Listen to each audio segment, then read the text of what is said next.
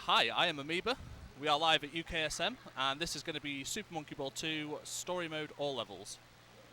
Yeah, if we're all ready, I'm going to start in 3, 2, 1, go! Alright, so Story Mode All Levels is the most popular category for this game. Plays through the 100 Story Mode levels. We don't use any glitches, which do exist. You can skip over a bunch of stages in this run if you wanted to. But this is almost the most bang for your buck in terms of stages per run. Lots of fast-paced menuing as well means that we're basically constantly on the ball. Haha! But yeah, Monkey Ball is... oh, wow. That is really unlucky. Really unlucky. You very occasionally get garnished on this stage.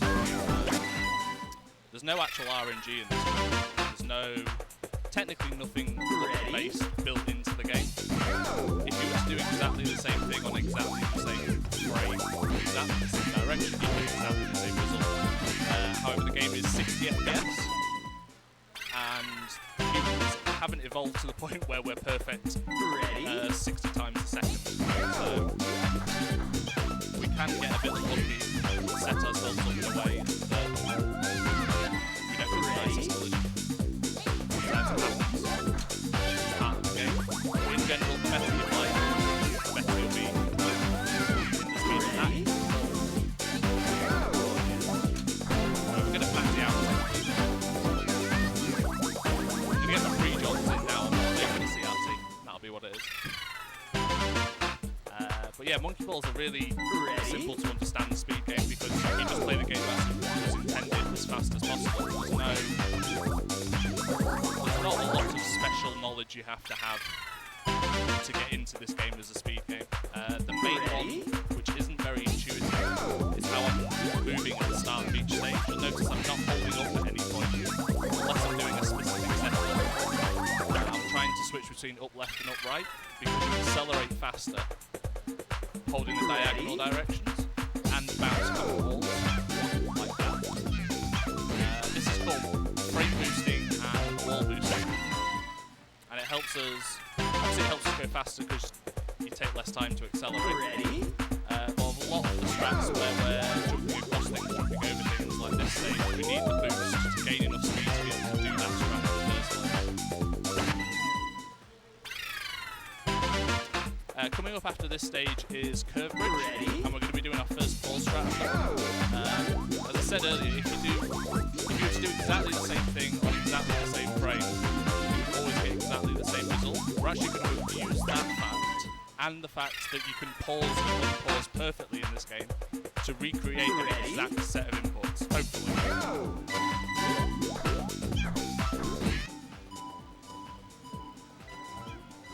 Pause. This is the hardest one in the run. I'll give it one more shot. If we skip this, then we skip it.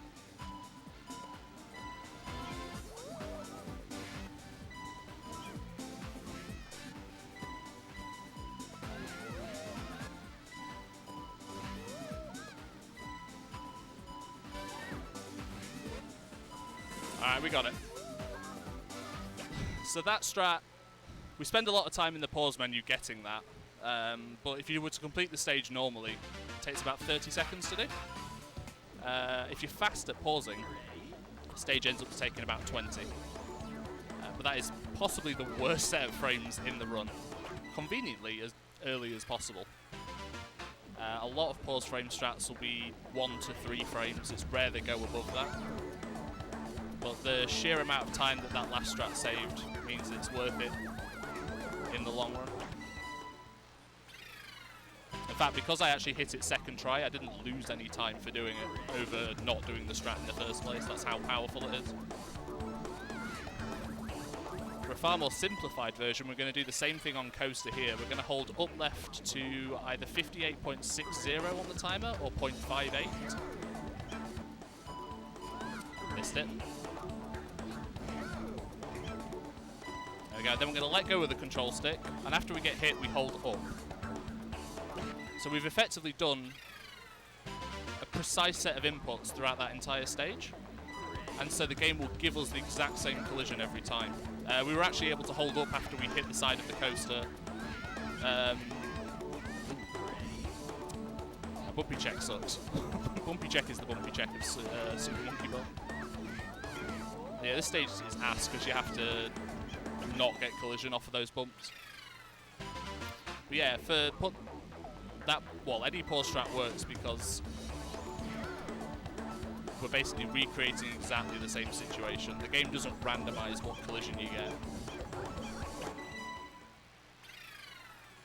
But pause strats have to be worth it in terms of time save to be worth doing.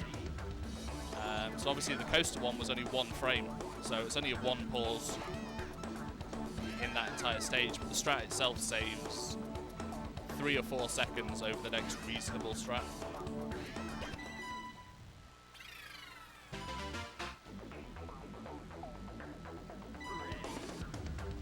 We're not going to boost at the start of this stage, contrary to what I was saying earlier, and that's specifically for timing. I'd actually be going too fast and I wouldn't quite catch this cycle how I want to. Another pause strat on this stage, it's only a one frame and it's a 2 frame window to hit. There we go. Gives us a nice bump up and we can just jump over everything. Another pause strat on this stage, not vital that I hit it. If I miss it, I'll just play the stage normally. But if I do get it, it looks pretty good. Alright, so we missed it, that's fine. So some pause strats are worth going for, because you can just play the stage normally afterwards if you do miss it. And I don't lose any time to the non-pause strat by trying the pauses first. But if I hit the pause strat, save a lot of time. The stages generally get harder and harder as you go along. The type of strat you're using on a stage can make some of them harder than others, but we'll have a tougher time later in the run anyway. The earlier stages are somewhat trivial. This stage can be a bit of a nightmare. You can gain a lot of speed and clip off a lot of things there. This stage has a pause strat in it, but it's only used for timing, sorry. So we wait to about 0.60 and we use that to determine when we can slip through this gap in here. The positioning on that one actually doesn't matter at all. We can move about and adjust as necessary, and we do. And the first frame window is something like 7 or 8 frames wide. So it's purely used for timing. We could almost do it unbuffered. I think some people do. But you have to change your adjustment based upon what frame you get. This is another stage where there is a bigger set of pause frames, but we may not necessarily use them if we miss them. Alright, we got them. That one's a bit of a difficult one to see if you've never seen that stage before. If you have played that stage, you probably know that that's really nutty. Because we just did a stage that normally takes about 30 seconds casually in about 7.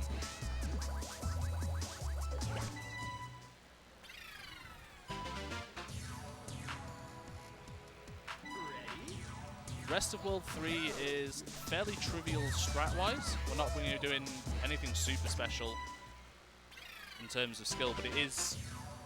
You can get screwed over by collision occasionally. This stage is a little difficult. You want to set yourself up quite nicely. We take a bit of a boost at the start, but we want to get a consistent flip here. That was nice.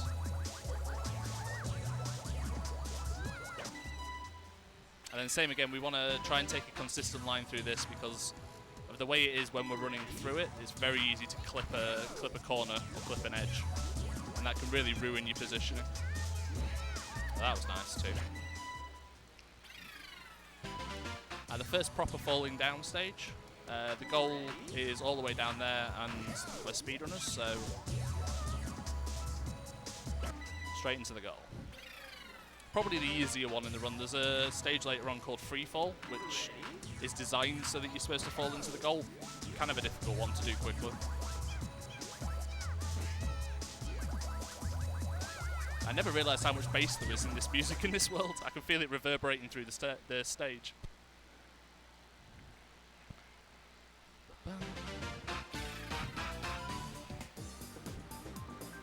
Let's see if we can get an IL world record. Record's a 0.93 on this stage. No, we didn't. So you can do that stage as fast as the IL does it in runs if you're good. I wasn't. We're not going to boost on this stage, again for positioning purposes. We can consistently run through the teeth of this cone by holding up and adjusting, so we don't have to slow down and dodge them one by one. This is another stage where we're going to hold up. In fact, there's quite a few of them in World 4. We're going to hold up for a few stages here, either for poor strats or for consistent collision. This one's the latter. That collision always happens, so we can adjust for it and roll through the middle. Dynamic Maze has a pole strat in it. In fact, it has a few. Probably too many to go through. But the idea is that we're going to skip most of this maze out. Just by rolling along the middle bit. Don't know what it's called. This stage, we're holding up again. Some runners don't do this. It's purely for consistency. You basically roll the dice as to whether collision's going to kill you or not if you don't do the hold up strat. Obviously, marathon run will keep it nice and safe.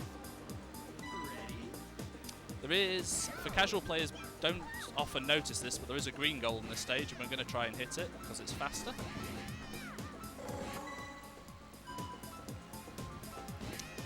A little bit. I actually clipped the goalpost there, which is really annoying.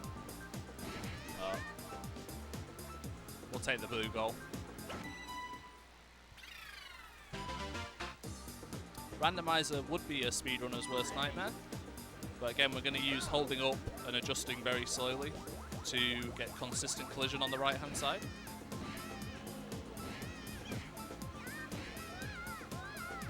Ish. Alright, I got bodied. Alright, randomizer, consistent collision. Thank you. That's what that's supposed to look like.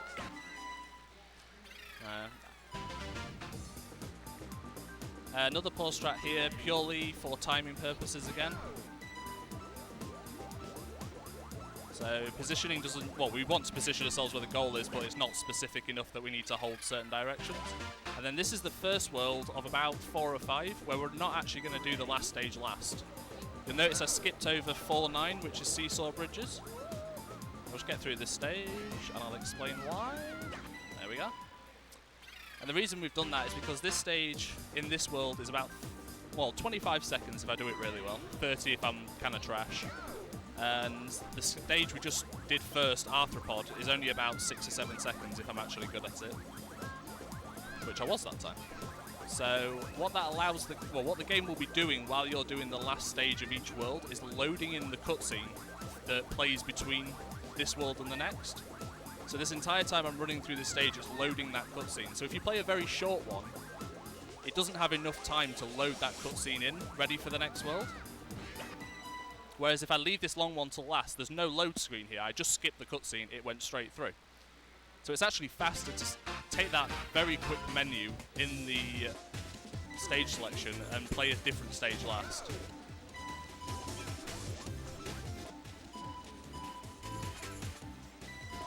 I think that works. Yeah, it does. There's a lot of pause strats on that level. 4 different paths. And it's good to remember all of them because then if you get backup frames, or if you miss a frame that you wanted, you can use backup ones. That was a... saved. Nice. Yeah, that was a backup strat on Wormhole. World 6 and 7 is where the difficulty is going to start really racking up. We've still... Rude. Go in, go in. Uh-oh. Hey! That's not a difficult stage. Yeah, World 6 is fairly difficult, World 7 is very.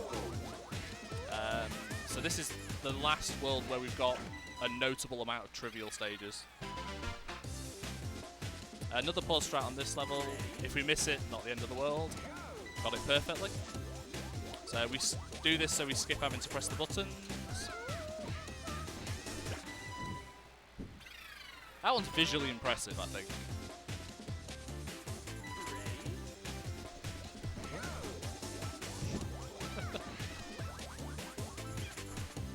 This is a... There's really nothing to say about this stage, to be honest. We just play it exactly how you would. There's no real faster way to do it. We skip over 5-7, same as we did 4-9 in the last one, because it's the longest stage in this world. We don't always leave the longest stage till last. By skipping over stages, it takes the game a little bit longer to load in the next one that you've selected. Nice. So ideally we want a later stage in the world, and we have to calculate the payoff between lag and how long we save from not having to load it for as long.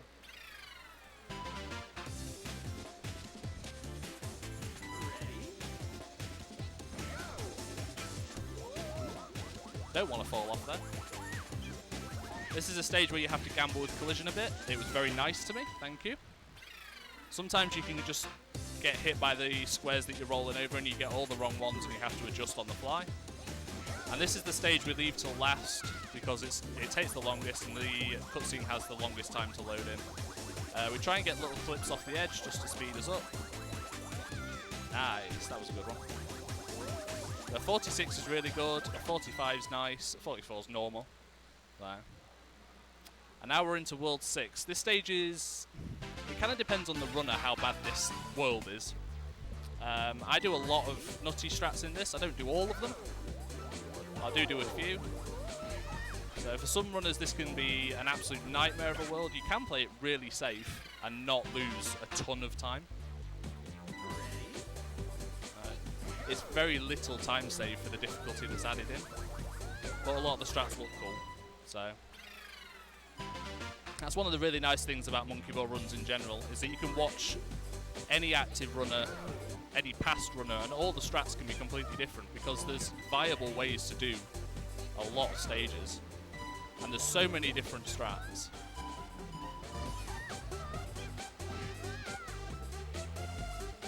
Nice. So you can actually watch two very high level runners for this category and the strats will be completely different. Well, a lot of strats, like this stage. This stage will never look any different. This will always look this way. But there's a lot of stages where people, you know, opt for harder options to save a little bit of time. This is a great example of it. I'm actually going to take the third tier. So I'm going to drop down to the third path and take that round. There are runners, beginner runners tend to take the second path down because it's a little nicer. A little wider, you don't have to adjust as much.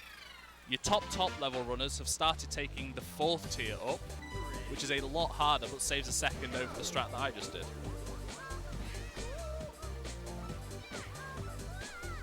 I thought I was going to rescue that. Here's another example as well. I've just tried the hard strat on this stage, didn't get it, so we'll take the slightly easier one.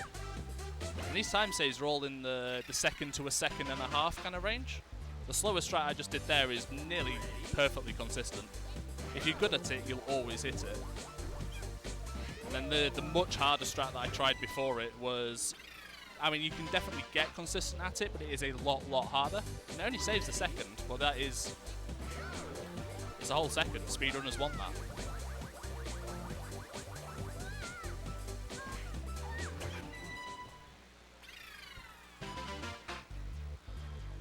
And there's some strat differences as well that are for consistency's sake. So I know there's a strat that exists for this, created by a runner called CW, I think. I hope that's right. Yeah. And he holds up at the start and then clips off of a right-hand side button. And it's slightly faster, but a lot harder to do. This stage is a little bit of luck. We like to get good collision at the start. I didn't get it, so we have to wait a cycle. If you get a lot of nice speed at the start, you can not have to wait for that extra cycle to go around. You notice that we didn't leave any particular stage till last there, we just played them in order. There isn't really a stage on World 6 that's long enough to warrant leaving to the end. And then World 7 onwards, we really ramp the difficulty up. There's a nice first cycle to hit here. Lovely. That's really difficult. Well, it's really difficult to learn. It's actually very consistent once you're good at it. It's probably one of the strats that intermediate runners, when they've gotten into the game, they've really gotten to grips with some of the strats, they still really struggle with that strat, and it's really understandable. It's a very movement, like, you've got to be perfect on the way you're going up that bridge. Cheeky little pause strat here, just to skip having to go on the left.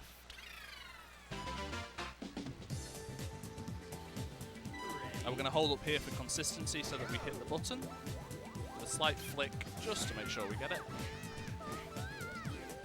And then you kind of play with collision a little bit at the end there. Fairly big pause strat here. Well, I'll say fairly big. It's about 3 or 4 frames, depending on what we get.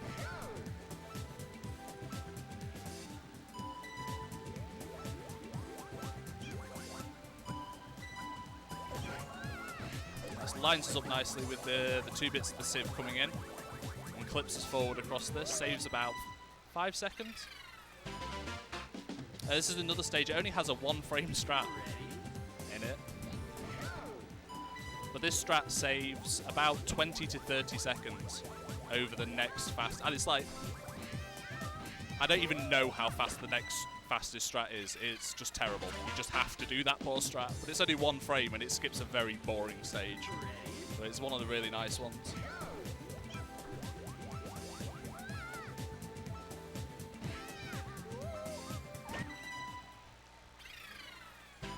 Another strat here where we're going to hold up at the start. It's to get a consistent lack of collision off of the end of the starting stage. So sometimes when you roll off the edge of the starting platforms, you can get a little bit of a bump. And it's the game calculating collision with the front wall at the end of the platform, I believe. Don't quote me. So, someone might know more than I do. I believe that's what it's doing. There's a little wall at the end of the platform and it's calculating that, oh, you've hit that, so it's going to give you a little bit of a bump. And we actually really don't want it on 8 bracelets. We want to just roll off the edge so that we get underneath the next platform. So holding up is consistent that it will not give us that bump. This is the hardest stage in World 7, and we unfortunately have to leave it to last. So your speed and your angle have to be really solid coming off of this top slope. So I'm a bit slow on this one. Oh, that should be good. Oh. So the next fastest strat is to wait a cycle. It takes about 10 seconds. So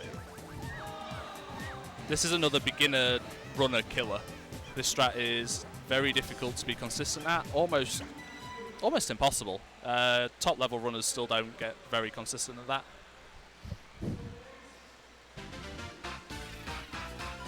World 8's another difficult one, lots of annoying strats in this.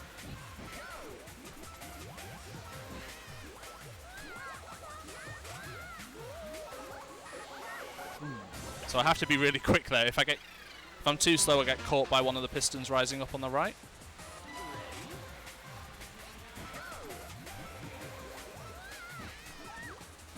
Ooh. Can I rescue this? No. Yeah, you definitely don't want to stop on this. We don't press any of the buttons, so it isn't moving when we're hitting it, so we have to get over.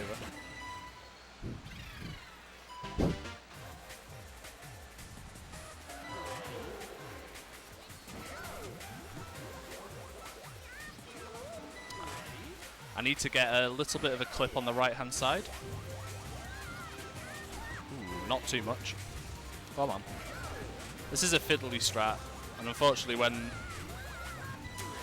I'm not in the comfort of my own TV and my own the normal amount of lag that I'm used to, this can be a finicky one to pull off. You have to have enough speed to get around the outside of that middle column before the next floor comes along.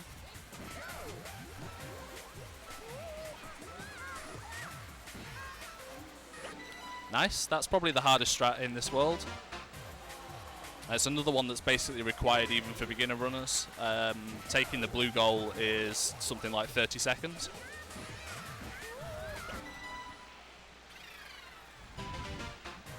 Another pause strat here, just to jump over most of the stage basically. I had to do backup frames there and I haven't done them in a while. Cool. So the frame I actually wanted at the start there was 59.93, and unfortunately I paused. I'm not frame perfect, I paused 1 frame late, but thankfully there are other backup frames that we can do And they're called backup frames because you're only really supposed to do them if you miss the main set. So.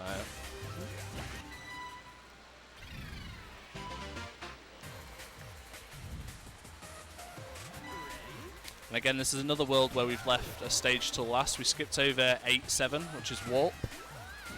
Again, the final 8-10 in this world is a very short stage, as you're about to see, and then Warp is quite a long one. It'll be quite long if I hit the pause strat, and it'll be very long if I don't. So either which way, it's nice to leave till the end. It also means that if you do miss the pause strat, you end up losing less time because it has more time to load the next cutscene through anyway.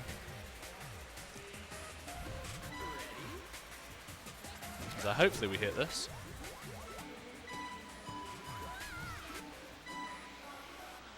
Nope. I'll give it one more shot because this looks pretty good.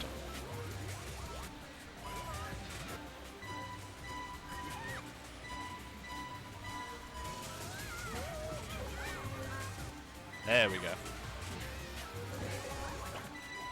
Right, so 2 more worlds left. World 9 is kind enough in what is a rough stretch of the run to give us a bit of a break. Not too many difficult stages in this one. But it almost lulls you into a false sense of security because World 10 is a nightmare. That's another free-falling stage. That's probably the easiest one in the run.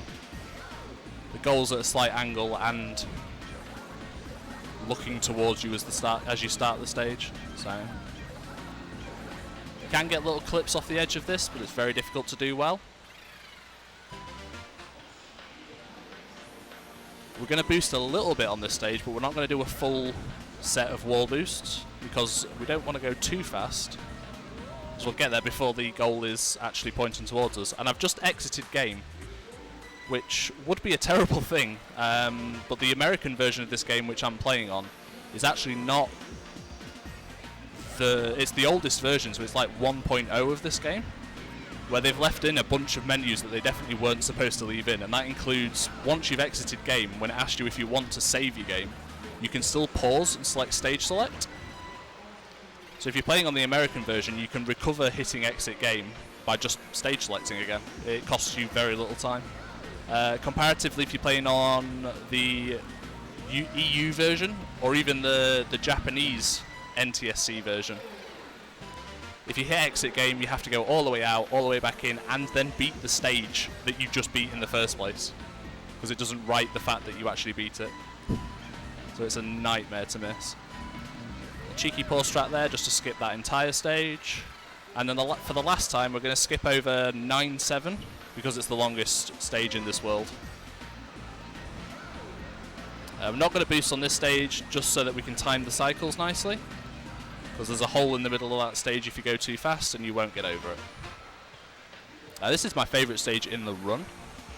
Has a really neat looking strat and it feels very nice to hit if we get it. Yeah. That might not look like very much, but I love that one. Another hold up strat, again for timing and positioning in this case. We'll just let the goal come to us rather than going and chasing it. And then corkscrew. Doesn't look like we're doing anything special, but the positioning here is really key to be able to do this stage quickly. We drop off the platform a little bit early just to gain some speed. We jump between those two holes, and we're actually trying to hold upright as much as possible to get as much speed before we slow down for this goal. The 44 is not brilliant. 45 is what you're normally looking for. And now we're on to the final world, and if you liked pause strats, good, because half of this world is pause strats. That's mostly because they went really all out with the scale in World 10 and made absolutely massive stages. And the problem with massive stages is that they take ages to beat. So for instance, this stage, in the intended classical way of beating it, takes 45 seconds. So we're going to go and do something that's a lot faster.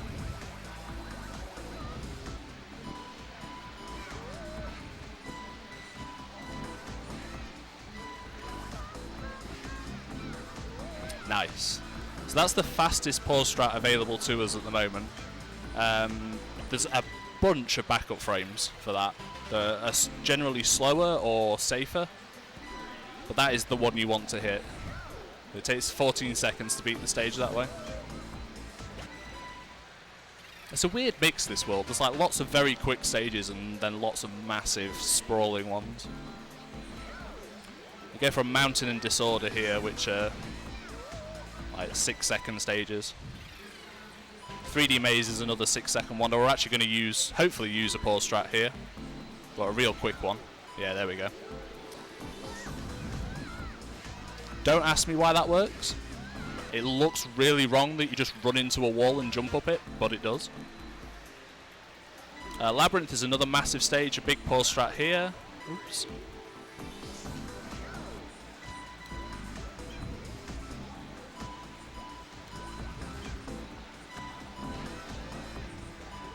There we go.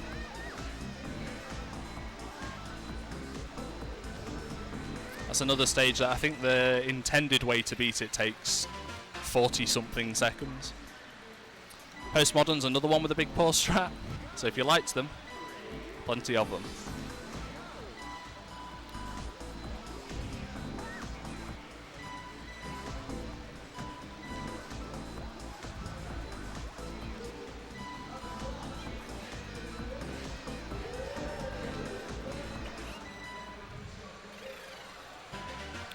Revolution's another weirdly short stage. I'm going to wait here for 2 seconds on the clock and then hopefully bounce off this wall. Oh, almost into the goal, almost. Probably one of the harder strats in this world. Ooh. One more, because I do normally hit this strat, and if I miss it again, we'll take it much safer. There we go. I don't know what was happening on that one. Invisible is possibly the final pause strat, depending on what your runner likes to do. It will be here. I'm going to be doing something a bit nuttier on the last stage.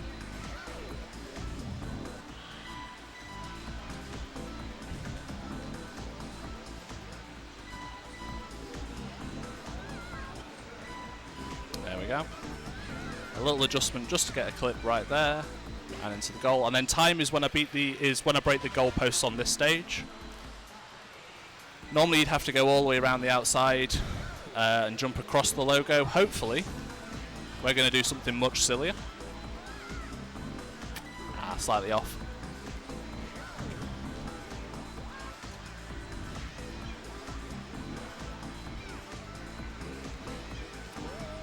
And time.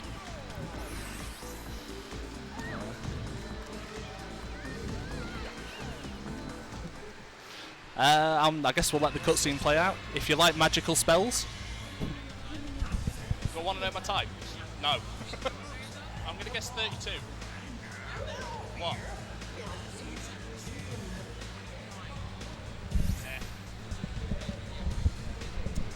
Yeah.